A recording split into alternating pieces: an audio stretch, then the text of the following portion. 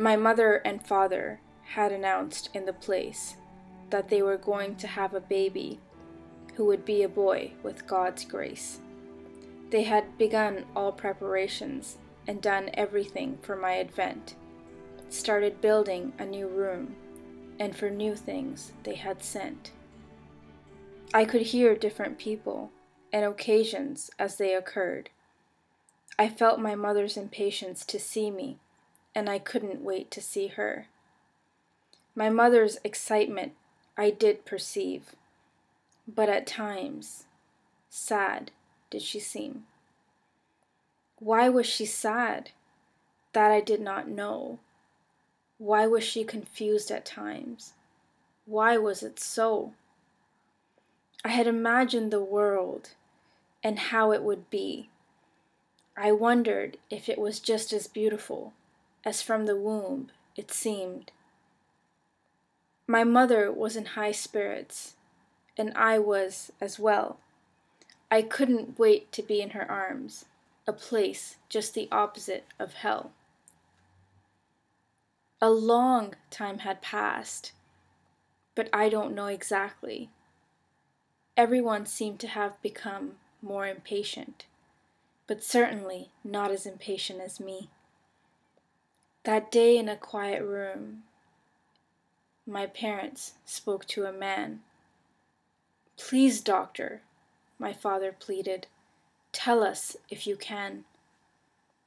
There was a moment's silence, after which the man spoke. "It's not for sure, so I don't want your heart broke." I sensed my mother's eagerness. She said, "Just tell us what it's going to be. What in the future for us do you see?" The man hesitated and begun.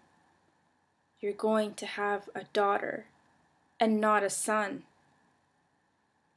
At that moment, I knew the sadness in my mother just grew. I was confused, and I didn't know why. My mother, unhappy, cried. After that, the silence grew. I couldn't hear or feel any more cheers.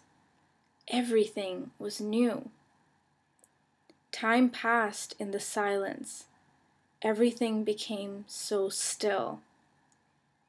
And one day it was announced I would be killed. "A girl's of no use. She can't carry on our family name. She won't be any good to the family. Just bring it shame." I knew then that my mother loved me so. Even though she had longed for a son, she couldn't let her daughter go.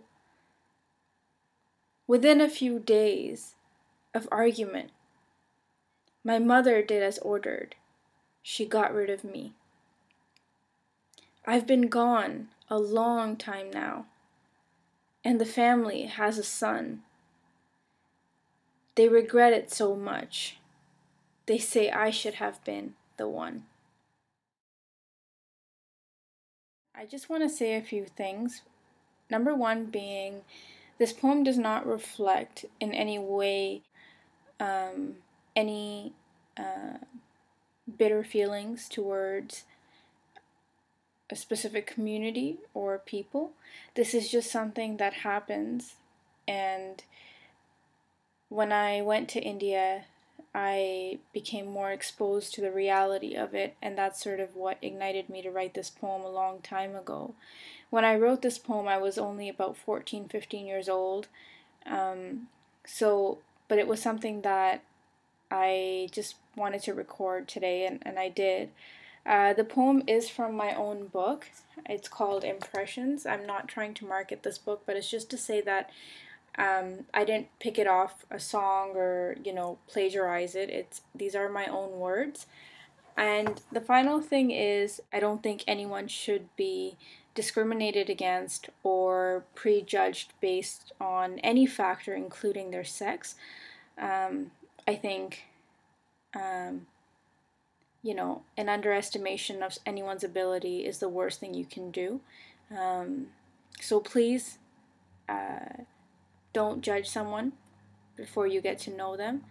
Give everyone the benefit of doubt and know that there's good in all of us. I wish you all the very best, and that's it. Bye, guys.